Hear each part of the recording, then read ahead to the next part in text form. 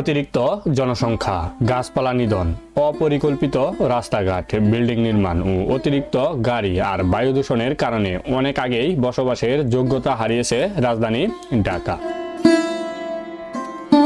ঢাকা শহরের বয়স 400 বছর, আবার সাম্প্রতিক কিছু পর্যবেক্ষণে তা প্রায় 1000 বছর। দেশের মধ্যাঞ্চলে অবস্থান আর চারপাশে নদ নদী থাকায় ঢাকা ছিল স্বাস্থ্যকর এলাকা, কিন্তু এখন তা কল্পচিত্র মাত্র। গবেষণায় দেখা যায় 1989 সালেও ঢাকা শহরের 17% এলাকা ছিল সবুজ গাছপালায় ঘেরা, কিন্তু 2025 সালে অর্থাৎ মাত্র 36 বছরে তা 2%-এরও নিচে নেমে এসেছে। মূলত 2009 সাল থেকে ঢাকার সবুজ ও জলভূমি এলাকা সবচেয়ে দ্রুত হারে কমছে।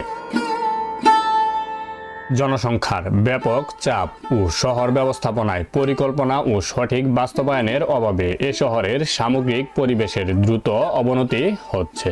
চলতি বছরে আন্তর্জাতিক সংস্থা ইকোনমিক ইন্টেলিজেন্স ইউনিটের জরিপ অনুযায়ী বিশ্বের বসবাসের কম অযোগ্য শহরের তালিকায় সিরিয়ার যুদ্ধবিধ্বস্ত শহর দামেস্ক প্রথম, তারপরেই ঢাকার অবস্থান। এরপর একই সংস্থা বসবাসের জন্য নিরাপদ শহরের যে তালিকা করে তাতেও ঢাকা 7টি শহরের মধ্যে 54তম অবস্থানে রয়েছে। চলতি বছর বিশ্বের বায়ুর মান পর্যবেক্ষণকারী সংস্থা এয়ার ভিজুয়ালের বার্ষিক প্রতিবেদনে বিশ্বের সবচেয়ে দূষিত বায়ুর দেশ হিসাবে বাংলাদেশ 1 নম্বরে রয়েছে, আর দূষিত শহরের তালিকায় দিল্লির পরেই রয়েছে ঢাকার নাম। বিশ্বের প্রধান শহরগুলোর যানজটের অবস্থা নিয়ে নামবিউ নামে একটি আন্তর্জাতিক সংস্থা প্রতি 6 মাস পর পর এবং বছরে একটি জরিপ ফলাফল প্রকাশ করে। ওই জরিপে যানজটের শহরের তালিকায় ঢাকার অবস্থান প্রথম। অল্প সময়ের মধ্যে 2 কোটি জনসংখ্যার ধাপ পেরিয়ে এখন বিশ্বের 6ষ্ঠ জনসংখ্যাবহুল রাজধানী শহর হয়ে উঠেছে ঢাকা, এবং জনসংখ্যার ঘনত্বের দিক থেকেও ঢাকা শীর্ষে। আর এই অবস্থায় ঢাকা থেকে রাজধানী স্থানান্তর অত্যন্ত গুরুত্বপূর্ণ হয়ে পড়েছে। একটি দেশের রাজধানী স্থানান্তরের নজির কি আসলেই বিশ্বে রয়েছে? উত্তর হচ্ছে হ্যাঁ। পাশের দেশ ভারত, দিল্লি থেকে নয়াদিল্লি, ইন্দোনেশিয়ার জাকার্তা থেকে নুসান্তারা, ব্রাজিল রিউ থেকে ব্রাসিলিয়া তাদের রাজধানী স্থানান্তরের মাধ্যমে সমস্যা মোকাবেলা করছে। তাই বাংলাদেশের অর্থনৈতিক কৌশল পুনর্নির্ধারণ টাস্ক ফোর্স 2025 সালে ঢাকা থেকে রাজধানী সরানোর সুপারিশ করেছে। তাদের মতে ঢাকার 85% অবকাঠামো অননুমোদিত এবং অগ্নি নির্বাপন ব্যবস্থার অনুপযোগী। সব মিলিয়ে ঢাকা থেকে রাজধানী সরানোর প্রস্তাবের পিছনে নানা সামাজিক, অর্থনৈতিক ও পরিবেশগত কারণ জড়িত।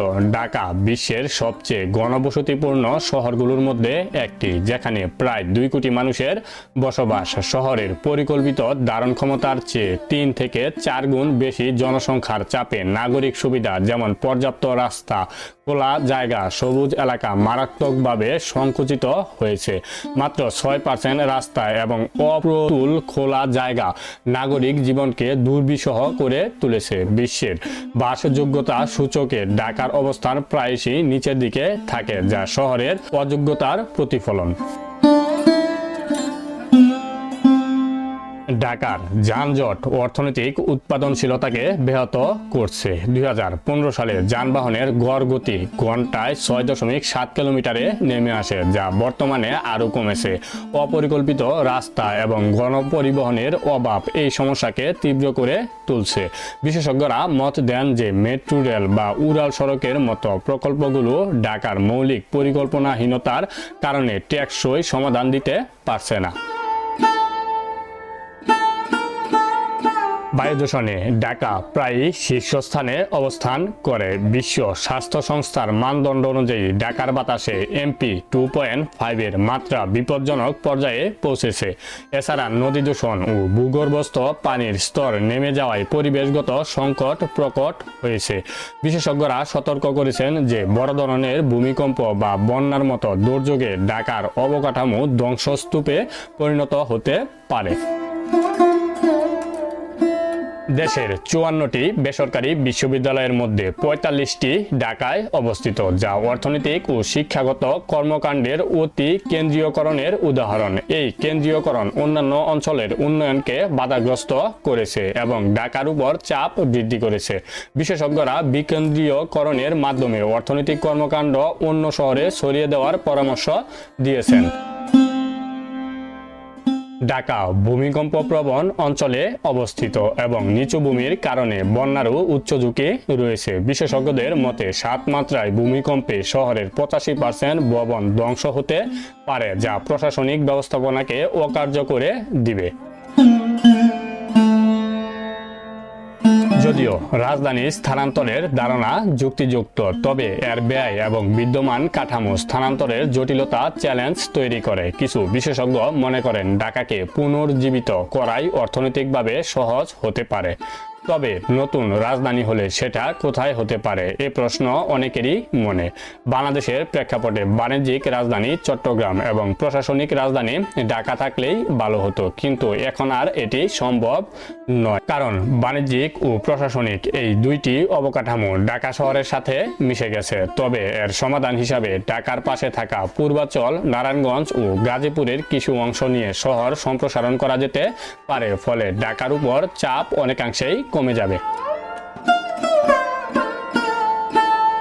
ঢাকার সমস্যাগুলো বহুমাত্রিক এবং দীর্ঘদিনের অবহেলার ফল। রাজধানী স্থানান্তর একটি জটিল প্রক্রিয়া হলেও পরিবেশ, অর্থনীতি ও নাগরিক জীবনের টেকসই উন্নয়নের জন্য এটি একটি সম্ভাব্য সমাধান হিসাবে বিবেচিত হচ্ছে।